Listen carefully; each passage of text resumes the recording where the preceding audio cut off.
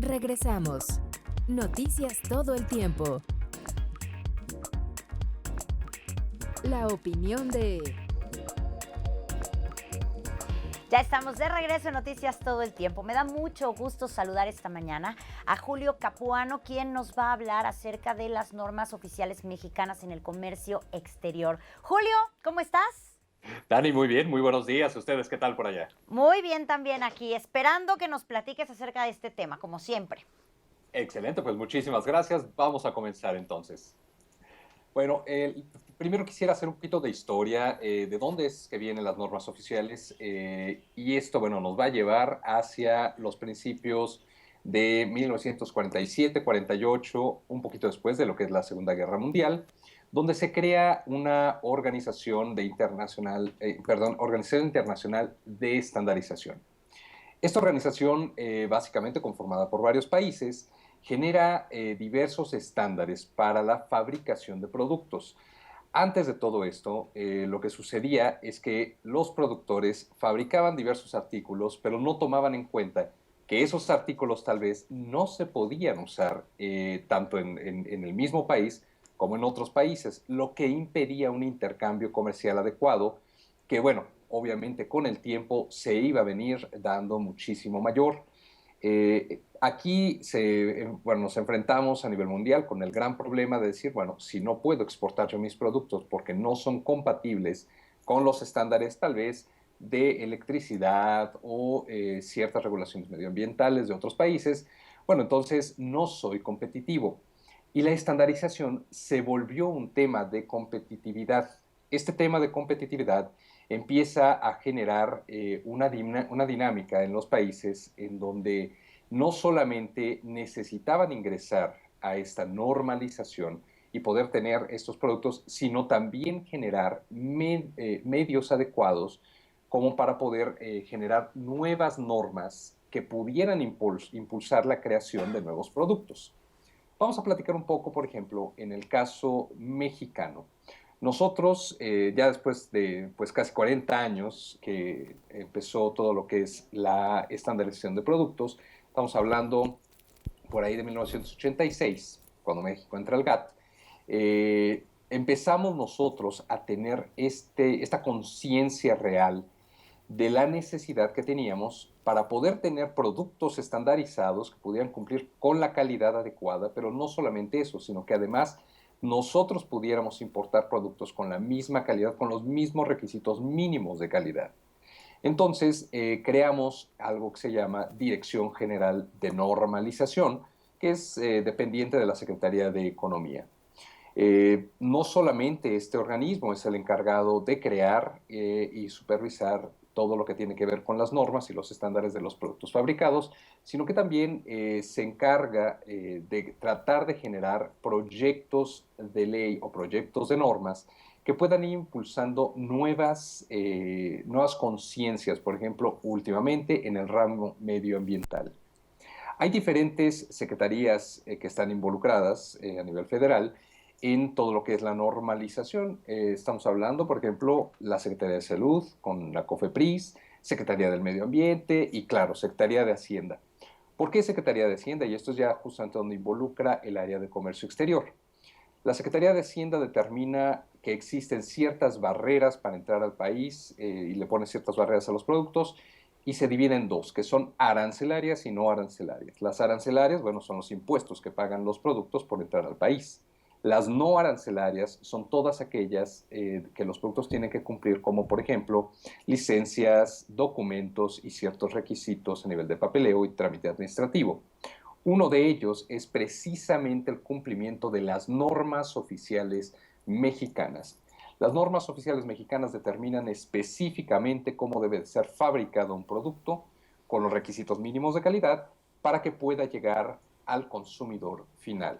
Nosotros en México tenemos, de hecho, dos tipos de norma. Esto a veces no es muy conocido. Tenemos la famosa NOM, que es la norma oficial mexicana, pero también contamos con algo que se llama norma mexicana, la NMX. Esta norma mexicana básicamente tiene un carácter no obligatorio, es la diferencia con la NOM, pero siempre sugiere no solamente el estándar mínimo de calidad, sino un estándar que usualmente se acopla con estándares ya internacionales. Hay ciertos países que no adoptan del todo lo que es la normalización de la organización internacional, y por ello cada país tiene sus regulaciones muy particulares que poco a poco van acoplando. Nosotros, en nuestro caso muy particular, pues obviamente con la relación que tenemos con nuestro vecino del norte y a raíz del Tratado de Libre Comercio, tuvimos que estandarizar muchísimo más nuestros productos, y la NOM obligatoria, bueno, se empieza a transformar para estandarizarlo con los organismos de cada uno de los países de América del Norte. Ahora, por ejemplo, estamos viendo hacia otros países, simplemente el bloque europeo.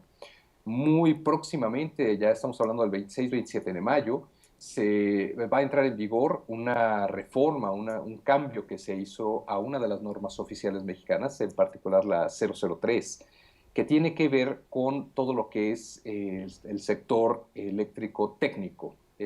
Nosotros en México fabricamos muchos productos de este segmento que tratamos de exportar, por ejemplo, a Europa, pero no entran porque las regulaciones son mínimas, y en Europa pues obviamente piden más condiciones.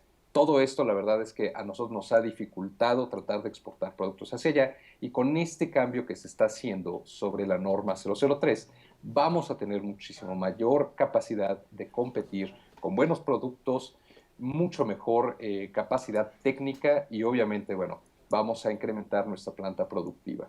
La norma oficial mexicana, igual que la norma mexicana, son de un carácter no solo obligatorio en algunos casos, sino que también entran dentro de los tratados de libre comercio.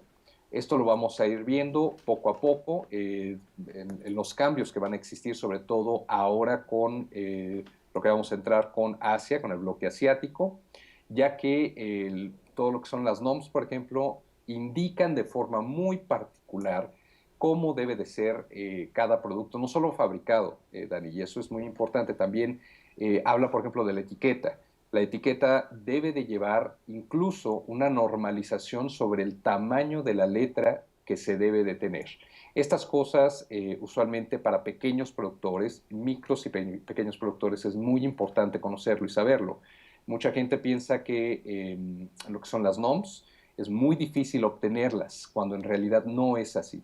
Si los pequeños productores se acercan a la Dirección General de Normalización, se van a dar cuenta que es muy sencillo, y además es un trámite que les beneficia muchísimo. Voy a estar dejando hoy, justamente en el Twitter, diferentes ligas acerca de las diferentes normas oficiales mexicanas y normas mexicanas, cómo obtenerlas, dónde obtenerlas, y todos estos cambios que están haciéndose hacia Europa y Asia, para aquellas personas del auditorio que quieran revisarlo y, bueno, tal vez tengan la intención de exportar hacia alguno de estos dos bloques. Perdón. Pues muy bien, Julio, como siempre muy interesante, sobre todo como mencionas, estar actualizados, ¿no? No es tan complicadas a veces, no son tan complicadas a veces las cosas si ponemos atención desde un inicio, y desde un inicio, pues bueno, si te piden una letra, un tipo de letra, si te piden ciertos requisitos, pues estar ya pensándolo para poder hacer las cosas tal cual, y entonces cuando ya uno quiere expandirse y crecer, pues poder hacerlas de una manera muchísimo más sencilla, ¿no? Efectivamente, Dani, tienes toda la razón. Todo eso se hace con la planeación. Lo que pasa es que luego los mexicanos, la planeación no se nos da como se nos debería de dar, ¿no? Entonces, si tú tienes una visión y dices, estoy sacando este producto y a lo mejor en unos 5 años tengo pensado pues ya expandirme y exportar, o en menos tiempo quizá, ¿no? Entonces, bueno, si uno desde un inicio va con ese pensamiento, puede ir siguiendo los pasos y ir informándose, que sería lo ideal, ¿no? Efectivamente, de hecho, la planeación estratégica en nuestro país es algo que debemos de estar tomando muy en serio, sobre todo para años venideros. Tienes toda la razón, Dani. Nos evitaríamos muchos asuntos. Muchas gracias, Julio, como siempre. Muchas gracias a ti, cuídate y nos vemos la siguiente semana. Nos vemos la siguiente semana. Un placer, Julio Capuano, como es costumbre. Nosotros hacemos una pausa y volvemos con más información a Noticias Todo el Tiempo.